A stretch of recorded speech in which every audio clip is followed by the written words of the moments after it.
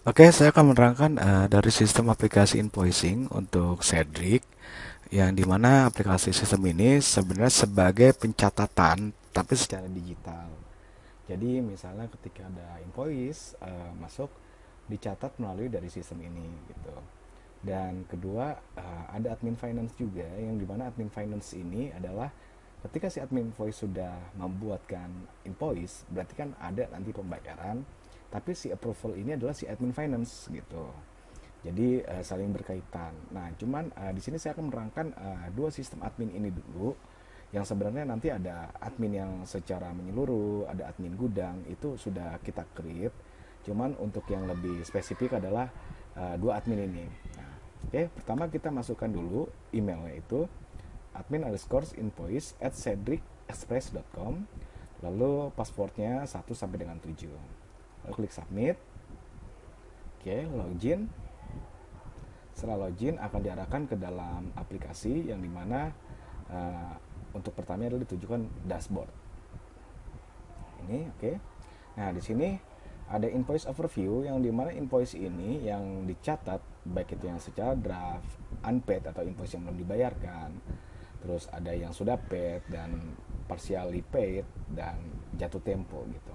Nah, lebih spesifik lagi aplikasi ini sudah apa ya, terintegrasi gitu dengan dari admin yang satu ke yang satunya lagi gitu. Jadi bisa saling terkaitan. Nah, di sini untuk si admin invoice ini fungsinya adalah meng-create invoice gitu. Jadi kita bisa klik di menu sales, yaitu klik lanjut ke sub menu invoice. Oke, setelah itu kita lanjut ke button create new invoice. Oke, ini ada field-field yang harus diisi.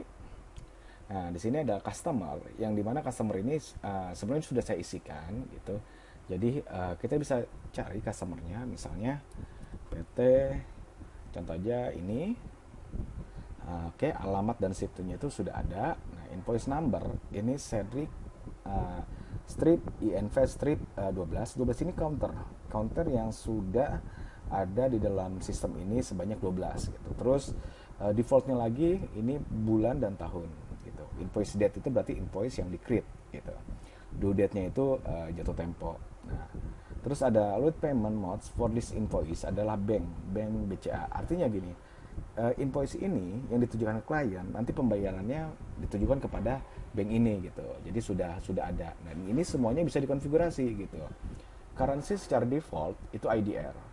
Sell agent ini misalnya PIC cellnya siapa gitu. Cuman di sini bisa defaultnya itu kosong aja atau tidak dipilih. Recurring invoice ini adalah pengulangan karena ini invoice yang baru ditujukan kepada klien, jadi tidak recurring invoice. Discount type-nya ini bisa before tax atau after tax. Jadi dapat diskon ini setelah pajak atau sebelum pajak. Itu semua bisa dikonfigurasi dari sisi admin gitu. Nah, ini field-field yang harus diisi secara ketika pilih customer, alamat itu sudah ada, invoice number ini secara counter sudah ada, invoice date ini invoice yang di-create pada hari ini bisa dipilih juga mau kapan dipilihnya dan due date-nya kapan. Terus banknya ini juga sebenarnya bisa kita pilih secara default ataupun bisa kita tambahkan. Setelah itu diskonnya juga bisa kita pilih juga before atau after. Nah, di sini admin note hanya sebagai catatan aja. Mungkin kita coba mulai isi tes. Sell agentnya mungkin saya coba untuk di misalnya aja saya pilih ini pilihan. Terus diskonnya misalnya sesudah atau sebelum pajak gitu. Nah, kalau misalnya eh, sebelum pajak ya kita pilih before tax gitu. Nah, at item ini barang atau jasa atau barang yang kita jualkan kepada klien gitu. Nah, misalnya saya pilih ini penyewaan bongkar muat, bill tax-nya udah, ini juga bisa dikonfigurasi sendiri. So quantity as quantity jam atau quantity per jam gitu. Jadi mungkin kita pilih ini aja karena mungkin berapa maksudnya armada yang disewa dan berapa jamnya itu untuk armada yang disewa. Ini seperti kayak bongkar muat kayak jasa transportasi atau akomodasi aja. Terus berapa yang quantity-nya ini mungkin default secara itu satu. Terus ini juga harganya juga udah ada bisa disetting secara admin Dan ini pajaknya juga bisa disetting secara admin, tapi secara default ini 10%. Lalu jangan lupa setelah filter ini sudah diisi semua, kita klik checklist tombol biru ini. Nah, ini sudah ada. Nah, diskon. Karena kita tadi pilih diskon, kita bisa masukkan, misalnya contoh aja 1%. Secara sistem dia akan mengkalikan berapa dari 1% dari jumlah yang kita lihat ini adalah sebelum pajak gitu. Berarti 10.000, 1% dari 1 juta. PPN-nya 10% gitu, 99.000. Nah, adjustment ini penyesuaian gitu. Kalau misalnya tidak ada ya tidak perlu gitu. Total sama dengan 1.089.000 karena kan 99.000-nya adalah pajak, diskonnya adalah 10.000 gitu. Nah, client note ini mungkin sebagai catatan untuk klien aja. Oke, saya cuman hanya mendemokan saja, ini invoice test saja. Term and condition-nya juga bisa disesuaikan secara admin, dan client note juga bisa disesuaikan juga secara admin. Oke, setelah ini di-create semuanya, maka si admin invoice ini klik save. Nah, setelah sudah klik save, mungkin kan invoice ini pengen ditujukan ke klien gitu. Jadi kita bisa download juga nanti, misalnya view PDF. Ini kita bisa download langsung, itu udah jadi. Saya akan mencontohkan aja PDF-nya seperti apa. Oke. Atau misal di sini ada nih, kita bisa lihat view PDF in new tab. Oh, sorry.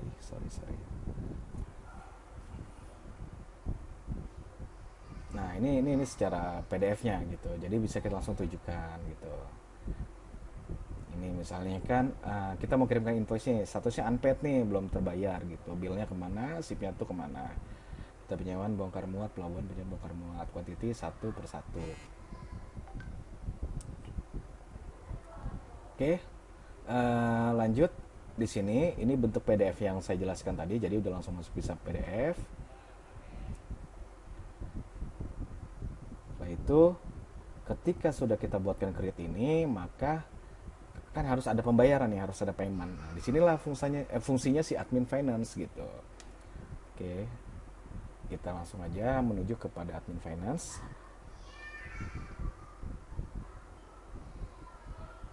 Oke, kita lanjut ke dalam admin finance. Kita masukkan admin_finance@sedicexpress.com, lalu masukkan passwordnya secara default 1 sampai dengan 7. Oke, setelah udah kita masuk, dia akan tertuju kepada dashboard. Oke, nah di sini dashboardnya. Nah, di sini ketahuan nih, ada satu invoice yang statusnya unpaid. Inilah fungsi admin finance yang mengecek. Nah, tapi kan ketika dilihat dari sistem, ini unpaid, tapi secara bentuk fisik ataupun secara yang real ya, apakah sudah dibayar, itulah fungsinya untuk sebagai pencatatan secara dokumentasi di aplikasi ini. Nah, kita beranggapan atau kita berasumsi klien sudah membayar gitu. Jadi kita bisa lihat nih yang unpaid ini. Nah, ini kita klik di invoice-nya. Nah, kenapa tadi si admin invoice hanya bisa meng-create invoice, tapi si fungsi admin finance ini yang bisa untuk mencatatkan, melakukan payment, karena kan tugasnya berbeda gitu antara si admin invoice dengan si admin finance gitu.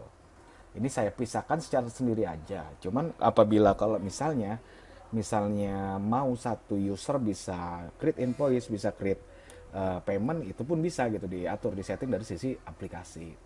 Nah, seperti yang saya bilang tadi, saya menjelaskan secara fungsi dasarnya aja dulu, yaitu di mana create invoice dan melakukan payment.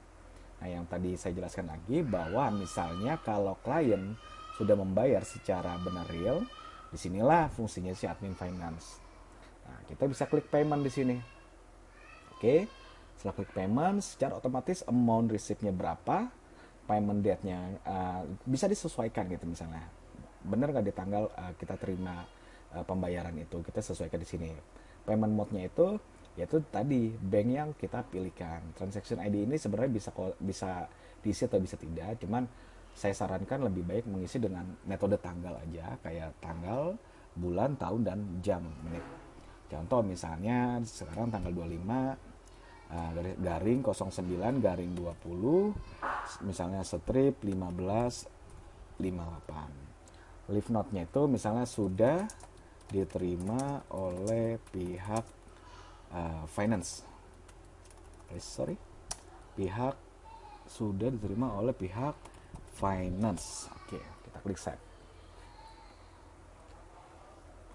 Secara otomatis sistem akan merecord gitu, sudah terrecord untuk pembayaran ini gitu. Nah, misalnya sudah kita terima, ini bisa juga kita bisa lihat, kita download seperti yang tadi payment pembayaran tadi gitu. Setelah itu ya ini ada bisa kita lihat view PDF ini tab download ataupun print gitu. Payment receipt total amount, payment for invoice number, invoice date, invoice amount, dan payment amount sekitar berapa segini. Oke. Di sini juga di sisi finance satu lagi adalah ketika income berarti ada juga maksud saya ketika ada sales berarti ada expense. Nah, disinilah yang kemarin kita pernah bicarakan bagaimana nih metode expense gitu ya untuk reimbursement. Nah, di sini sebenarnya record expense ini saya sudah bagi menjadi dua kategori, yaitu reimbursement ke klien atau reimbursement sales yang misalnya si sales ini duluan gitu pakai duitnya dia bisa reimbursement. Terus utilities artinya reimbursement system yang mungkin buat kebutuhan bulanan kantor gitu, jadi memang sudah rutin di sisi inilah. Nah, saya akan mencontohkan aja misalnya untuk reimbursement ke klien, misalnya name nya misalnya reimbursement ke klien atau reimbursement ke klien, spend kategorinya juga reimbursement ke klien, expended dibuat tanggal berapa, mungkin tanggal sekian misalnya. Oke, kita anggap aja 100.000.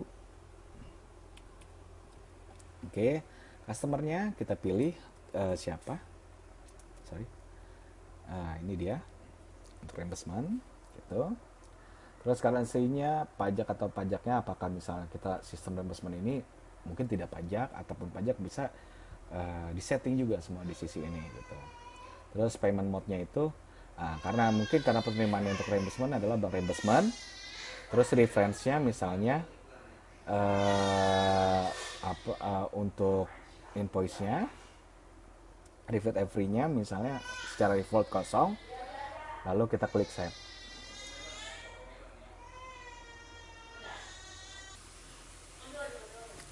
Oke, jadi setelah kita buat tadi record expense ini bentuknya seperti ini, juga bisa kita print, kita copy ataupun juga kita bisa edit. Nah, di sisi inilah fungsi si admin finance gitu, menerima payment juga mencatat sebagai pengeluaran gitu.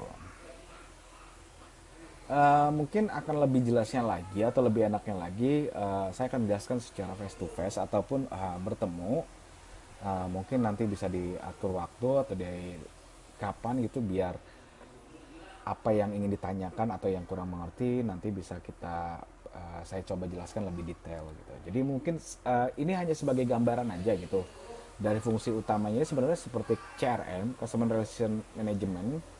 Tapi untuk ditujukan untuk internal dulu nih, gitu. Untuk ditujukan untuk internal dulu.